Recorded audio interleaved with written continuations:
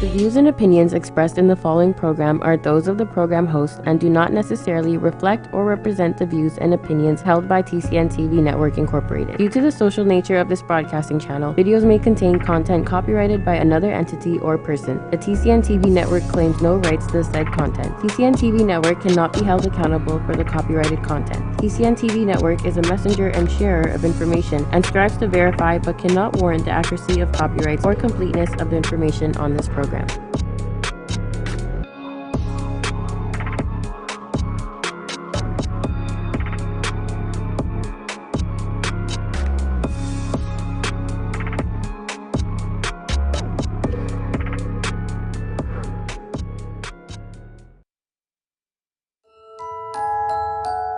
And then we expand on them with very.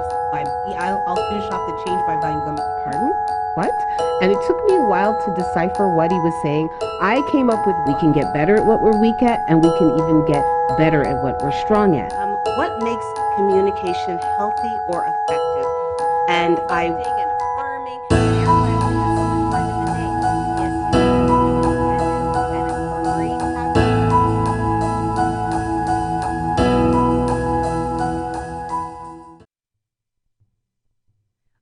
Welcome to this edition of What Matters, and today I am here with my guest, Stephanie B. I see that you left off the Ben Simon.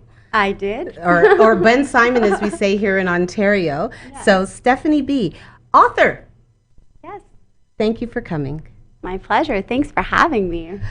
So I'm really excited for this episode. We've had a lot of heavy episodes back to back, and today it's actually heavy. This is a really important topic, but it'll be a lot lighter because you'll see a lot more smiles.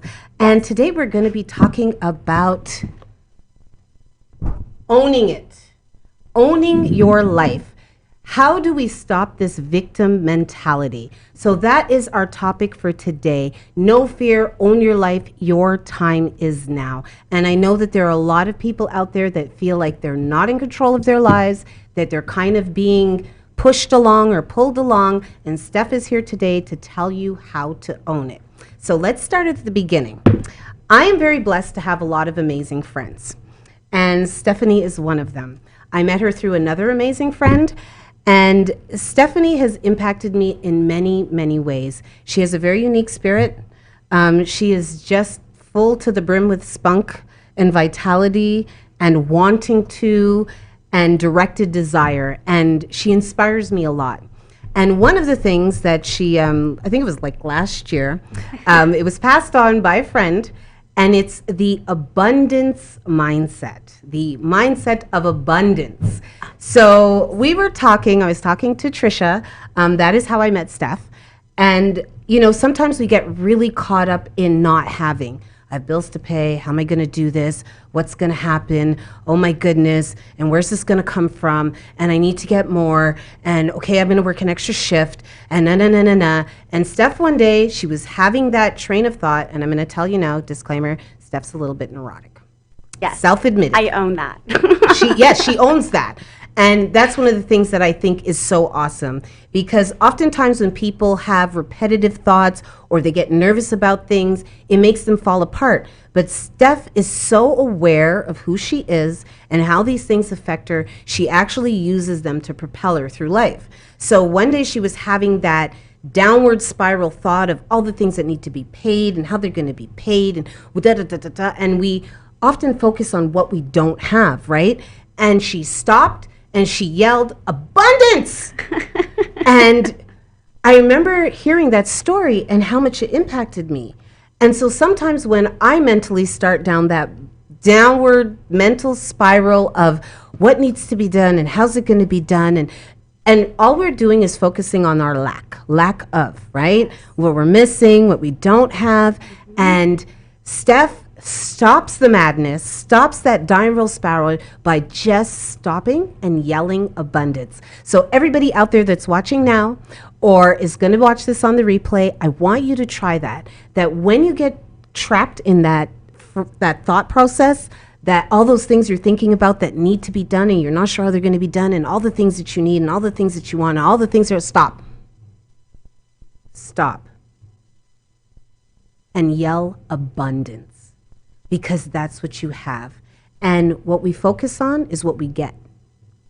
And that's why when you're always thinking about what you owe and what you got to do and what's not there, you kind of get more of that. So I really want to start with that because Steph's taught me a lot. I don't know if you realize that, how much you've been my teacher over these years that I've known you.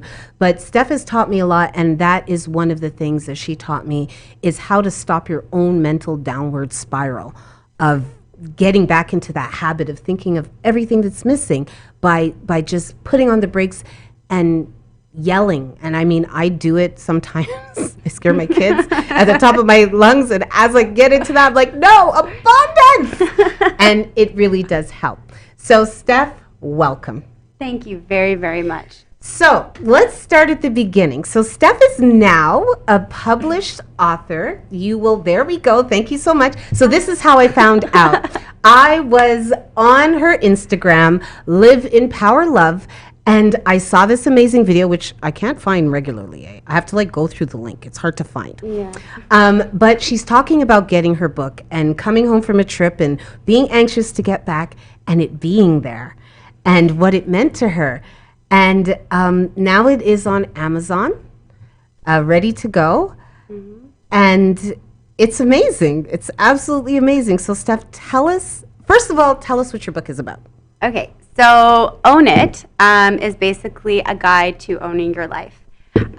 Really, it's really just a way to teach us how to get out of this victim mindset, just because it's really easy to get caught in that negative vortex of bad thoughts, right, that are able to bring down our day. So really, it's just a matter of really taking control of reality and just saying, I'm going to own it, and focusing on the things that we can change. Perfect. And so tell us how you came. Okay, the first part that's really amazing about this, and I don't know if I should have led with this, Steph, how long did it take you to write that book? It took me 12 days to write the book. When I tell you that this woman is inspired and she's passionate and she's about getting it done, if that doesn't tell you, nothing else will. And please note, this is not one of those 4-page books, or even, I don't know how well you guys are going to see it on the screen, but there's writing, right? I mean, we have, and I mean, some of my favorite authors, they've written affirmation books. So they may be 100 pages, but there's literally about 6 words on each page. No, this is a book, like a book. And Steph wrote it in 12 days. Now, I want you to share what brought that about. What would make you write a book in 12 days, Steph? Okay, well, it was actually, so I was actually presented a business opportunity by 2 extremely wealthy people, 2 very wealthy men. And at the end of it, I decided to not go with it because I really had to place a value on the kind of work that they were asking me to do versus my time. So I decided to put more value on my time. And when I had told them, I told them that I wasn't interested. They asked me why. I said, it's really just as simple as I just don't want to put in that kind of work.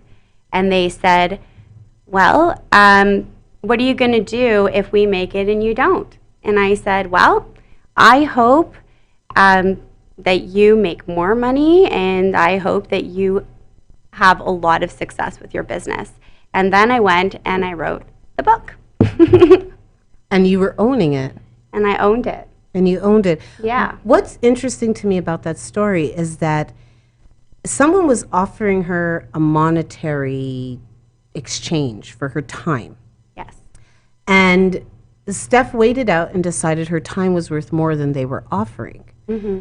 And that's not something a lot of people do. Right. When they're presented with a dollar figure, you don't hear people considering their time a lot. No. I think that, and the difficult part about this opportunity was I know that I would have done extremely well. My financial situation would have gone from one extreme to another, and I know that. But it wasn't worth the work. I've got kids at home, and my time with my kids is more important than filling up my bank account with money that I'm basically earning by not even being present. Wow. I think that right there is a huge part of owning it. And when we come back from the break, Steph's going to bring us through the first part, what the first step is. Now, obviously, she can't tell you everything because you have to buy the book, right? But she is going to walk us through a few good steps. And one of the things that I noticed and what I took away from this first part is part of owning it is valuing yourself. Yes. 100%. Understanding your value. Yes. And I'm so proud, and I'm glad that it rubs off on me to have friends that value themselves and their time and how valuable that is, and that certain things in life you cannot put a price tag on, like your children's youth, right? Exactly. So part of owning it, here's your first part. If you're jotting it down, the first part is in order to own it, you have to value yourself. You've got to put value upon yourself because no one wants to own anything valueless. So we will have a short commercial break, and when we're back, Steph will take us through some of the first steps of owning your life. We'll be back after the break.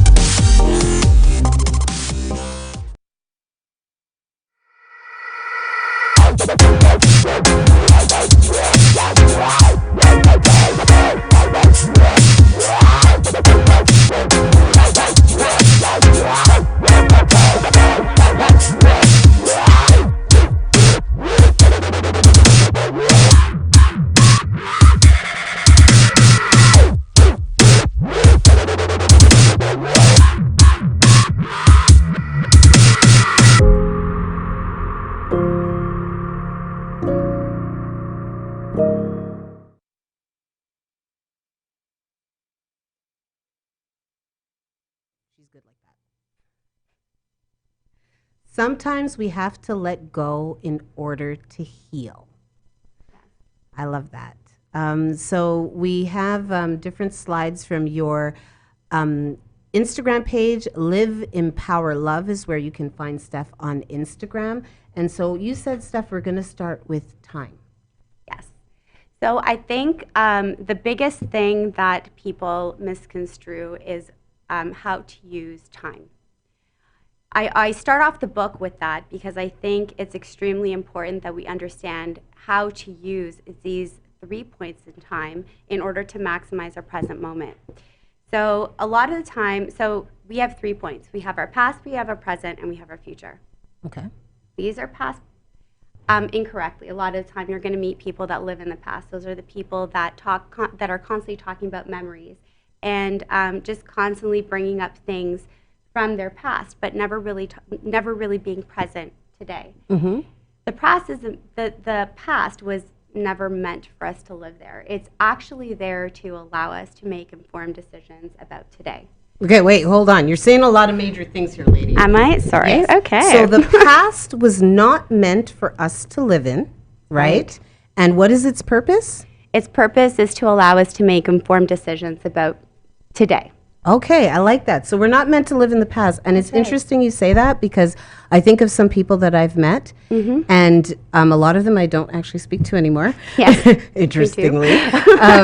But they were very stuck in their past. Yes. Like, for example, meeting guys who used to play football. And they are there. They are where they were when they were 18. They could be 38 now, but all they talk about is that time in their life. And it's like, well, what happened in the 20 years since? Exactly. But that is basically what a lot of people do, right? They hang on to these very happy moments from their past, but no matter what, there's always going to be that moment of sadness when you're talking about points in the past because they're no longer here. Right. So it's almost like you're grieving those moments. But basically, the way how we're supposed to use the past is really, you're always going to be faced with situations. Some of them are going to be new. A lot of the time, they're not. And so what we're supposed to do is whenever we get some kind of situation that is in front of us, we have to take a look at the similar situations that we've experienced in the past.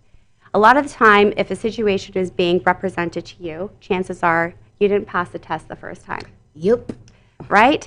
So we have to go back. And I always say my memory is kind of like, my brain is almost like a filing cabinet. So it's got like all different kinds of categories, and under those categories, there's an amplitude of other categories. But when I talk about the opportunity section, we're going to say in the book, I talk about an opportunity. And it's being presented to you. And you're not sure if, it sounds really great and it sounds amazing, and but then you remember you had a similar situation in the past. And then you remember that when you thought it was great, it wasn't all it was cracked up to be. So what you're supposed to do is go back to that particular opportunity and basically pull out that file folder and look at it examine every single detail, beginning to end. Pull out your lessons. Now go back to that situation and decide how it is that you're going to move forward. So that's really how we're supposed to use the past, is to help us learn and to help us make informed decisions about today. So then the victim mindset, you can't do that because it kind of happened to you. And I really like this one, and I'm actually going to do that in my phone. Guys, I know you all have smartphones. Don't pretend that you don't. Selena, can you put it back up so I can read it? Because my memory is horrible. So set an alarm for exactly 1 year from today. Remember this promise. In 1 year from today, your life will either be better or worse from what it is today. What will determine if your future will be better or worse are the choices you make today. Yes. I really like that, especially that setting of the alarm. Something I do at the beginning of the year is I will set 3 alarms for like a third of the year, 2/3 of the year, and it's crazy how fast it creeps up on you, right? It really creeps insane. up on you. It creeps up on you really fast. Yeah. Time only goes slow when you're under 10, just so you know, when Yeah. you're waiting for Christmas. So that year alarm, just pull out your smartphone and you can just scroll through, or if you've got Siri, say Siri set an alarm for 1 year, call it better or worse. Mm-hmm. And that alarm's going to ring and you're going to look at it and go, what? And you'll remember the show. And you would have bought Steph's book. Of course you would have. That you found on, Amazon. And you'll remember this. And you can then look at it and pull out that file folder and understand. And I really love that analogy, because I do believe that if a situation seems to keep coming back into your life, like you keep meeting the same people over and over again, they got different names, they look different, but they're the same person. Yeah. Or if you have different, like you said, an opportunity, and the same type of opportunity keeps coming up, there was a lesson that you didn't learn, and that's why the lesson keeps circling back. Yep. And in order for you to really understand, you've got to analyze the past situation, but you have to be honest with it, because if you're thinking that things just kept happening to you, you're not going to feel like you can do anything with the situation in front of you, right? 100%. I think in order to own your life, if you're not going to get real with yourself, just don't even try. Like, you really got to get real with yourself. There's, I always say, when I walk around, I don't see people, I see masks. Just because we always show people what we want to show people, right? But at the end of the day, when you're sitting with yourself and you're trying to own your life, you really got to just take off your mask and get real with yourself. And the reality is whether you've got the good, the bad, the ugly, we were put together that way for a reason. The bad attributes are just as important to your success as your good attributes. It's just a matter of channeling it properly. So when you say about getting real with yourself, what, you want us to now look at our bad parts? Oh, no. The most important thing is to look at your bad parts.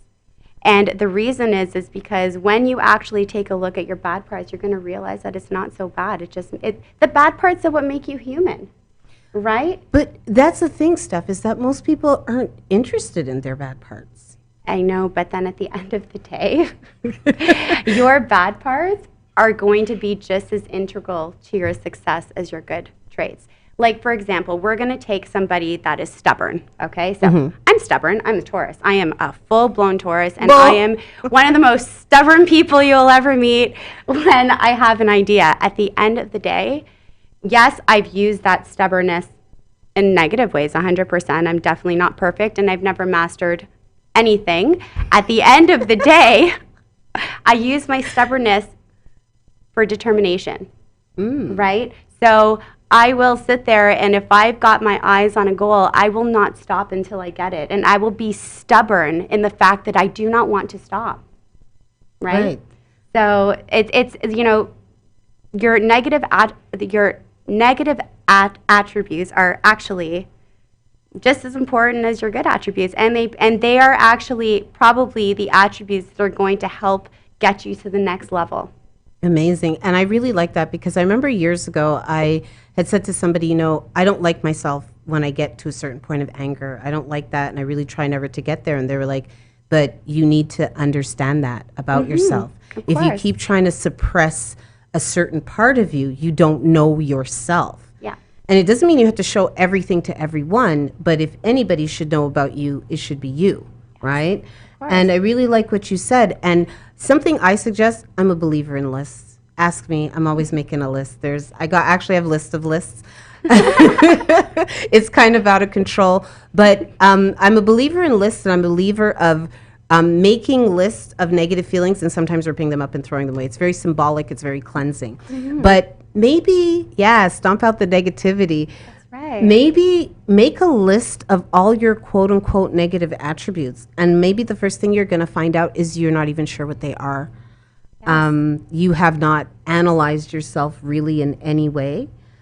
And another lesson I've learned is that when you keep hearing the same thing from different people, you might want to take it into account. Yes. So if different people keep telling you you're stubborn, there's pretty good chance you are. Yeah. there's a good That's chance. how I learned. Yeah. I mean, if it's just one person, that may not be the case, but if you've got different people in different areas of your life saying the same thing, you might want to take a different look. And I think that's where it starts, is really looking at ourselves, looking at the ugly bits. 100%. Because especially in this social media world, right, where everybody's trying to take Instagram photos where everything's perfect and filtered. That is a big topic for me, but 100%. Yeah, so look at your ugly bits, figure out what they are, and own it.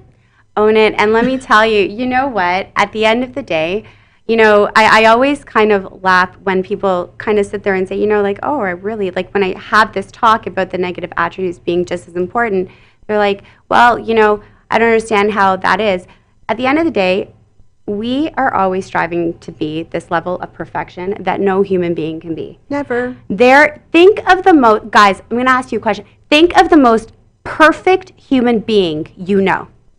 The most perfect person. I always think of Mother Teresa. Okay. I mean, is she perfect?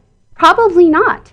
I'm assuming that she probably had some negative attributes growing up, but guess what? She probably used them in a way to help the world. Regardless of what it is, there is no perfect human being. And what makes every single human beautiful is the fact that we are imperfect. Yes, I love that. And it's the truth. It's the imperfection of us that makes us so wonderful. So we have to go to break again. I really am starting to wonder about this timer, Selena.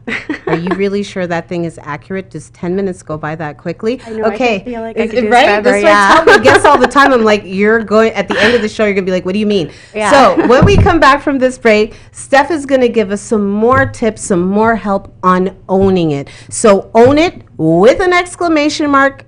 Try not to get in the way. Wait, there we go.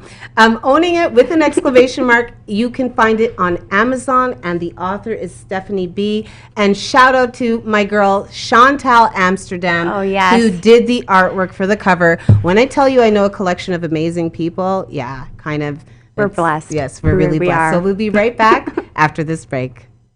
Are you retiring smart? Make your home's equity work for you.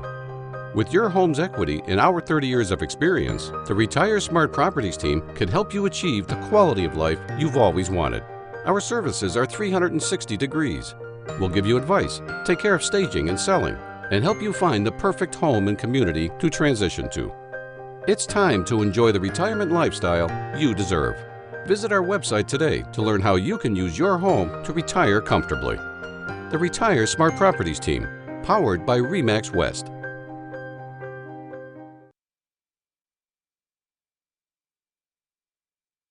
World-famous spiritual astrologer and psychic Pandit Sai is born to serve people. He is an expert on palmistry and horoscope. He can handle all problems and give Vedic solutions for business, job, love, marriage, husband and wife problems, children, personal, and many others, including depression. He also performs pujas to clear all sorts of obstacles. Call Pandit Sai and see changes in your life now. 647-766-1419, located at 2895 Derry Road, East Mississauga, Airport Road and Derry.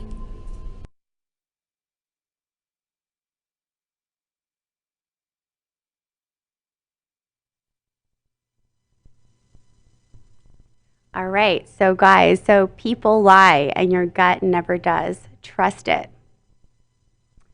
So where this post kind of came about is just, there is a lot of aspects to life. Friends, you've got professional life, you've got relationships. There's all different kinds of interpersonal relationships. Adulting is hard. And, there's a lot of people, a lot of the time, we really need this kind of external validation, just to know that maybe we're on the right track. Mm-hmm. So a lot of the time we'll use people as soundboards, and we'll kind of give a lot of value to what people say.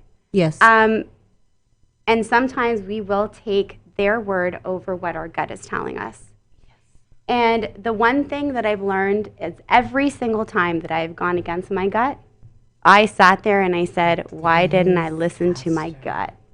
Every single time. Audience, please, if you're out there, type, let us know.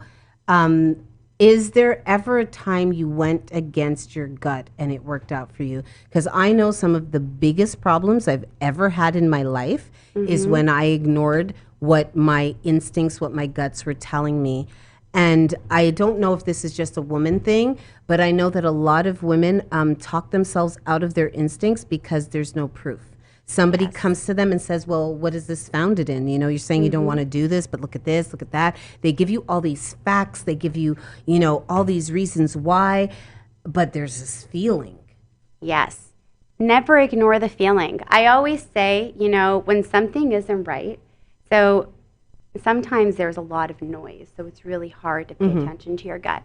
But I have this thing where I know that the minute that something isn't right, my stomach turns into a rock. And I'm just like, okay, this is uncomfortable. And then I just don't know what to do. And then I'm like edgy and I'm very anxious. But when I'm on the right track, I feel like everything just kind of goes smooth. There's no drama moving, at every corner that you turn. It's, everything just kind of becomes easy. And there's a feeling that feeling in your stomach just isn't there. It's more so, as opposed to a rock, it's more so like butterflies, and they kind of trickle out all over your body kind of thing, That's when, so I've learned over time, listen less to people and more to your gut. It will never steer you wrong. And I'd like to add to that, not your head, understand? No, not your heart. No. It's that immediate feeling that you get. And we are taught to suppress that from, it seems like the earliest age, that you don't pay attention to that insta feeling. Yes. It's like something happens and you have this jerk reaction to it. When you act from your heart, you will regret nothing. When you act with integrity, regret nothing. Act selfishly and hurt others in the process, you may not regret it today, but one day you will. And I love that stuff. And it is so true. When I've made mistakes in doing things, but it really came from the best place, and I can't regret it. I wish that maybe it turned out better, but when it's truly from my heart, you're right. I never really feel bad about it. I'm sad that it didn't work out the way that I wanted to, but I know that I was acting with the purest of intentions. That's exactly it. As long as, at the end of the day, there's the person that you spend the most time with is you. So you have to be able to look at yourself at the end of the day and be okay with yourself, right? And so it's really up to you. Everything, you have a choice. I remember in Dangerous Minds, Raoul, he made he was reading out a Robert Frost poem, and he said, you have a choice in every single thing that you do, even, in death, you can either, scream or you can suck it up and not scream, right? So it really just all depends on, you always have a choice. So when it comes time to making a decision, you can go, you can make a good decision or a bad decision. The good decision you're going to be okay with, because there's no shadiness, there's no ambiguity, right? You can go the opposite way and you might get some selfish gain, but at the end of it, my cousin always said, karma is like when you're taking a shower 25 years later and then you got that thought and you feel bad about what you did all that time ago. Yeah, it's those thoughts that never ever leave you when you do something bad. No, I agree. And there's something you said that I actually want to touch on. The idea of a good decision. There's a saying, I believe it's Maya Angelou, I don't want to misquote, but it says that once you know better, you do better. Exactly. You cannot look in your past, the place you're not supposed to live, section 1 of this show, the place you're not supposed to live, and say, well, you know what, I should have done that and I should have done this. If you were working in your very, very best knowledge and with the best intention at the time and you didn't know certain things, you can't regret that because you can't work on what you don't know. So a good decision may not have a good outcome, but you did it with the best of intentions. It's kind of like with my kids. If anybody out there with multiple kids knows that your first child's a guinea pig. Straight goods. Every time. Your child is a guinea pig. You're just figuring things out. If it's your only child, welcome to guinea pighood. We're just going to figure everything out with you. So my middle child says all the time, well, this isn't fair and how come this happened? Actually, the first one's complaining about the other one's treatments, right? You didn't do this with me. I didn't know. Yeah. I didn't know better, and after several conversations with her where she's just kind of, okay, this is not fair. And I just stopped it. And I'm like, listen, I couldn't do what I did not know. Yes. And I look at you and I pat myself on the back because I know I did my very best at the time. There was nothing better I could have done because that's the only thing that I needed to do. And as time went on and I messed you up, I was like, oh, that don't work.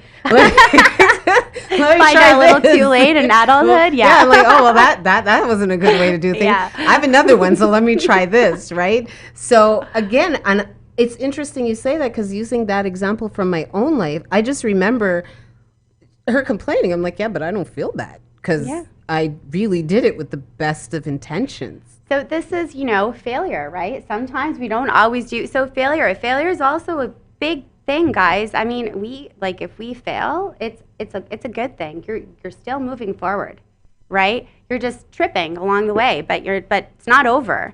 And I always say, when we come across a situation that maybe we didn't know how to handle, I kind of take it like this. So let's say you go into a classroom and you get a calculus exam, right? But you never took a course. You gonna pass? No. Okay, this is exactly what brand new situations are, right? So the first time you're probably going to fail, especially if you've never taken a calculus course. But the next time that you go and take the course again, right, you're going to know more and probably have a chance at passing the exam. Maybe you studied well, maybe you learned enough, maybe not. Maybe this time it won't be 0%, it'll be 50. Right. Right? And that's the way how I look at it. It's really just failure is not a bad thing, and we always really not. We are our own worst critics, and we gotta not be so hard on ourselves, because really failure is part of the learning process. There is not one successful person out there that hasn't fallen flat on their face 1,000,007 times. Absolutely. And as I tell my kids, it's interesting because I have a 17-year-old son who is not interested in any kind of failure. He wants everything to work out exactly as it should every time he does it. And I laugh, that horrible mother laugh. Yes.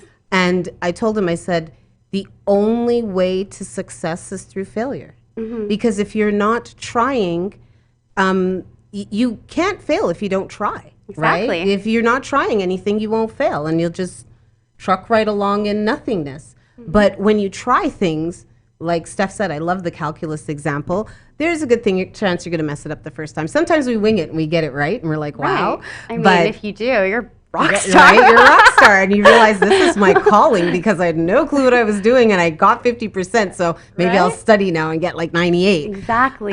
But you cannot succeed without failure. And as I'm a bit of an entrepreneur, and I have Just a little bit. just a Only little like a bit, million businesses. only a little bit, and I little try a bit. lot of things. I do things, and my poor mother's always clutching her heart, bless her. And one day I had to tell her, I'm like, Mom, there's not a person on this earth that you admire, anybody that you really, really look at that doesn't have some crazy, I slept in my car story, I worked 8 jobs. All of the people that we look at have this amazing story of triumph and overcoming and doing better. And it came through failure. Who is it? Hershey? How do you go bankrupt 11 times? There's absolutely no, I know for myself, I could not file for bankruptcy a 9th time. 100%.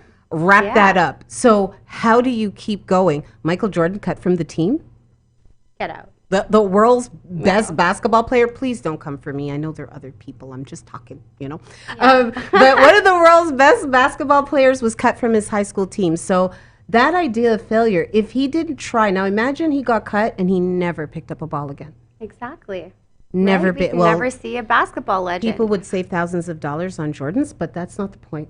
Yeah, right? I know. That's not the Guilty point. pleasure. A guilty pleasure. But again, if you research your heroes, if you look them up, if you look up the people you admire who've done really, really well in life, they did it through a series of struggle and quote unquote failure. Most certainly. And I feel that when life gives you the path of least resistance, you become like you're really soft. 100%. And I think that's one of the reasons why you have a lot of people who are born into wealth that lose it Yes. because they have no resilience That's exactly what I and think. get up and go. So when we come back from this break, Steph is going to take us through yet another part of owning your life. So we're going to summarize a little bit at the end, but we'll be right back after this break.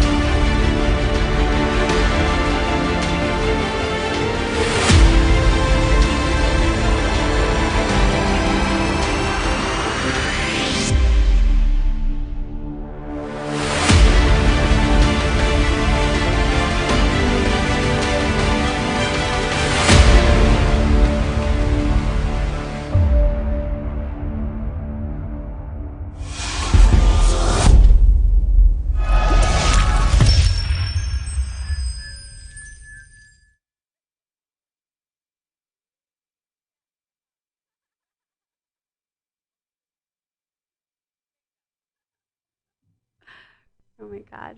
You're on? Okay.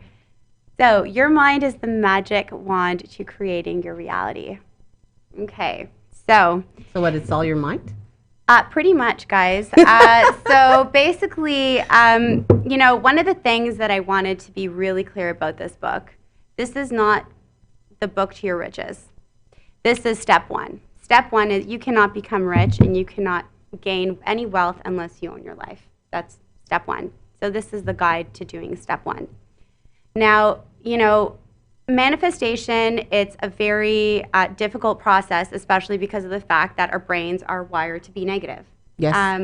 So it's very, very easy to get caught in this negative vortex of Negativity. right?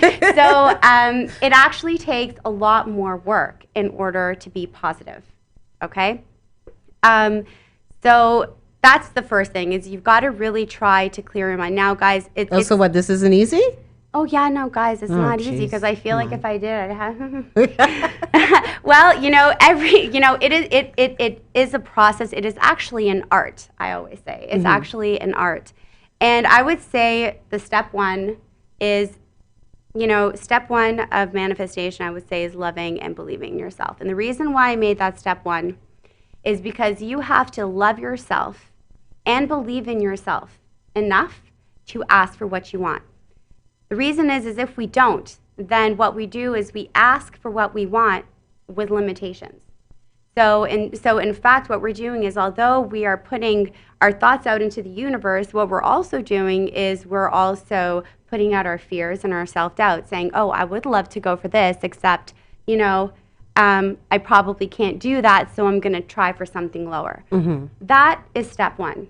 So love yourself and believe in yourself. And guys, every single idea, and I actually heard Eminem say this, every single idea that is a good idea, it could really start off as a crazy idea. Yes. So if you're asking yourself if your idea is crazy, explore that. You might surprise yourself. Look, the Wright brothers, they made metal Right, fly. I'm gonna fly. Yeah. Like everybody was like, no, you're not. Yeah. And that's so interesting what you said, that every idea, I heard this saying, and it says, most of the great ideas and inventions are in the cemetery.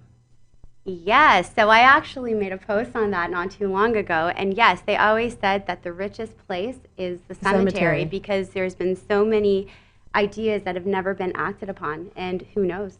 Now, have any of you, please answer this too, have any of you ever had an idea, had a concept, and at first it was like so good and you're excited, and then you tell somebody, it's usually a negative Nelly, somebody who's happy to poop on your parade, and then you start, all the doubts come, and you're like, well, that won't work, and okay, that's not so bright, and you talk yourself right out of it. So it went from this amazing idea you had to that might not really work to what kind of crazy talk, and then 4 months go by and you see somebody on Instagram doing it.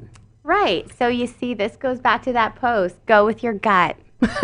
Go with your gut. Don't, guys, the external validation, this is something that I'm really big on. Let it go. Nobody has more, like, whatever people are going to tell you, it's an opinion. It is an opinion. So if you are looking for external validation and actually listening to other people, what you're actually saying is that person's opinion carries more weight than your own.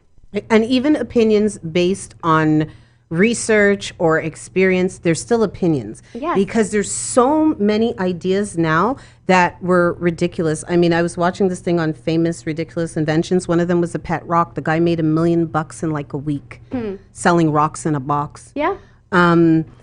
There's so many things that even after they're successful, when you look back on it, you're like, you sold that? Right? Yeah. Like, exactly. we still get into these flying metal vessels, and we trust them to take us across from here, from Canada all the way over to Australia. You know what I mean? And we trust them, and we don't even question it. But imagine what the world thought when they said, yeah, we're going to try to put humans into flying metal, see how that goes. Yeah, Right? and yeah, exactly. Like, I can only imagine the crowd around the Wright brothers that day when they did the first thing, and it's like, Steph, look at these. Well, I definitely would not have volunteered to be the first No, I would not have gotten in. That's for sure. If you're like, how about you go first? I'll watch. Yeah, I'll watch, because you want to put that heavy thing in the sky, and I'm not big on physics. So even to this day, when I see them, I'm like, I'm not even sure how that makes sense. I understand the lift and the thrust and all of that. Sure, yeah. But It's metal. Doesn't translate. Yeah, It it's still flying. doesn't translate. But Totally. I've gotten in one several times and So have I. gone across the ocean. Yeah. So yes, you're absolutely right. Trust your gut. Trust your your gut. gut. So the first step to owning, well, the first step is to get the book. Oh, yes, guys. This is the Amazon.ca.com. First step is to get the Kindle. book. But now in terms of owning your life, you're saying that you have to love yourself. Yes, very important.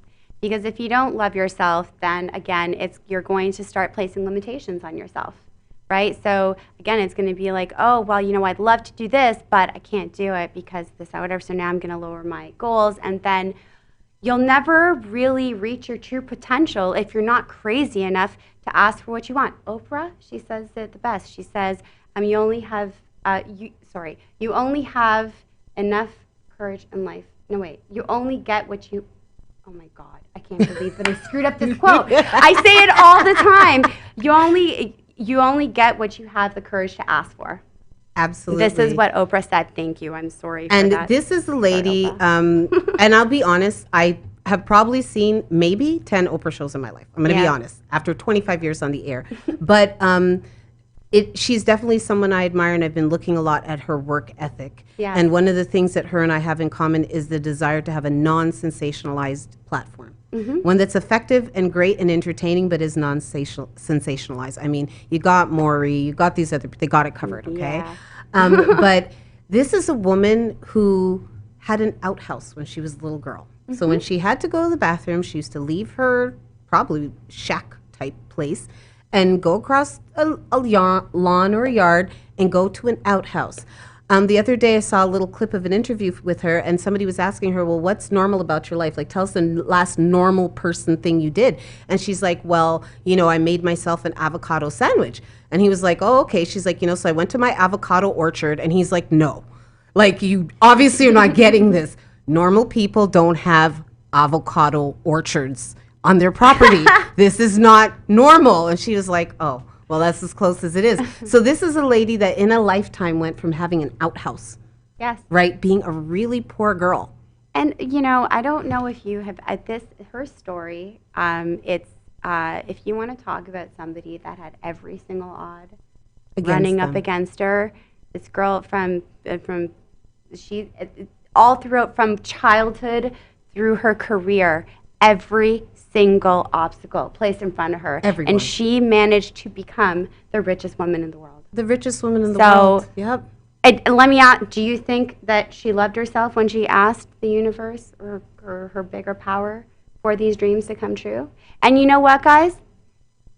Oprah would have been made aware if there was a size limit on your order to the universe. She never got that I limit. love that. She never got it. Oprah never got it. Jim Carrey never got it. Every person. Don't ever be afraid. You're going to ask yourself, is this too big? No, because Oprah never got her notice to say, please reassess the size dark limit. skin, heavy, not, you know, attractive by the typical North American standard, coming from a poor neighborhood girl. No, you can't have an avocado orchard. Yes, exactly. And then she basically stared at them and owned it. And owned it. So there's so much value in what you just said. I really, really love that. So during the break, you had said that the first step is loving yourself. The first step is loving yourself and believing in yourself. Second, guys, you got to make a vision board. Make your goals visible. And don't put it on Bristol board. I learned the hard way. None of my goals came true those 2 years that I used Bristol board. So what I did do was I used a canvas that I couldn't roll up and put away, and I had it visible in front of my face, and every single goal came true by December 9, 2018, last year. Amazing. And some of those goals, when I actually made them, I laughed when I was putting, but I said, meh, who's going to see it anyway? But no, they all came true. So things can happen. Yes, if your goals are laughable, or if your goals, like you write them and they make your stomach feel weird, those are the goals. Write those down and go for them. The ones that make you feel good and tickle your stomach. Yeah, tickle your stomach or make you feel like slightly crazy, like who does this? I'm totally crazy sometimes. Exactly. It's the only way. Of course. And I totally agree with you, the vision board part. That's something that I learned. I do not believe in vision boards that go away. I do not believe in vision boards that are on your computer or something you pull up. My vision board is actually, I went all the way. I'm a dollar store queen. I took pictures, I printed them out, I laminated them, and then I've stuck them all over walls in my house. So there's one by my bathroom wall with different things. I'll even take a picture and put it on my business page so you guys can see it. But I see them every day. They're there. Travel with kids. There's a car in a shopping cart because I have to get a new car. So I have these different ones, but like you said, they're in my face. I see them. So when I'm up and I'm brushing my teeth, I'm like, oh yeah, I got to do that, eh? Yeah. Like what have I done to get me closer to that today? So the question. So now we're going to ask, why does it work? It lights a fire under you in order to ask yourself that very question, because I asked that question in the book. What are you doing today to propel yourself one step closer to your goal? Right? And then it all boils down to doing the work. That's probably the scariest. This is probably the reason why a lot of people think that manifestation doesn't work. Right? Yeah, they're like, oh my gosh, I want a shortcut and I want to have my $1 million tomorrow. Guess what? It doesn't work like that. And the way how I kind of look at it is that there's a bucket in front of you, guys. And if you say, I want this, for example, there's going to be a bucket. You're not going to know how big it is. But what it is that you got to do is you just got to keep putting in the work. And every work keeps going in, and it fills up the bucket until one day the universe decides, guess what? You've reached the rim. And that's when your goals Okay, happen. she's now the queen of analogy. No, I am all about analogies because you know what? This is the way how things make sense to me. That is, Yeah. I love that. So you got to put in the work. Yes. And I love that analogy of having that bucket and you really don't know how much it will take to fill it. Yeah. You really don't. You could put in your first scoop and then it all overflows. You're like, whoa. Exactly. Or 4 years later, you're like, I've been shoveling into this thing. But keep shoveling, keep your visions up. So Steph, you got to come back. Thank you. I will. You Most absolutely have to certainly. come back. I so enjoyed so this. much fun. Really though, Selena, has this really been an hour? Oh, This has really been an hour. This is, I don't know, man. really It's gone shady, way too but fast, it yeah. went so fast. So, Steph, how do we find your book? Hold it up. Tell us, where do we get it? All right, guys. So the link is going to be on my Instagram page as well, but you can go on to Amazon.ca. You can Google Stephanie Ben Simon, or you could just simply search for Own It. You should be able to find it. It's also available in e-copy as well in the Kindle store. Absolutely. So what Steph will do is she's going to send me a link and I'll put it up on my biz page, Erica Elita. You'll find me on Facebook. And I thank you, Steph. I thank you for these great analogies and tips and insights into owning it. And take us out with this, Steph. Your 100% today may not look like your 100% tomorrow. That's not what counts. What counts is that you were your best you. I love it. Be your best self. Every day go out there and do your best. And some days it won't be as good. Sometimes it's just getting yourself up that does it. And you can applaud at the end of the day. Be productive, but don't burn yourself out. Don't strive for hyper productivity. It actually doesn't balance out in the end. Exactly. So this is Erica Elita, and my wonderful guest this week was Stephanie B. And I thank you for joining us. Thank you so much for having Thank me. you for the inspiration. And I hope if this show has done anything for you, please share it out. Let other people know. And so I will be back same time, same place next week with Andrew L. Blackwood, and we'll be speaking about some other wonderful self-help topic that will help you. I think we might be talking about how to fight fair. But I'm gonna speak to Andrew over the week, and we will see you next week. So thank you, and just check out my biz page. You're gonna find the link to Steph's book. Thanks again, and thanks for joining us.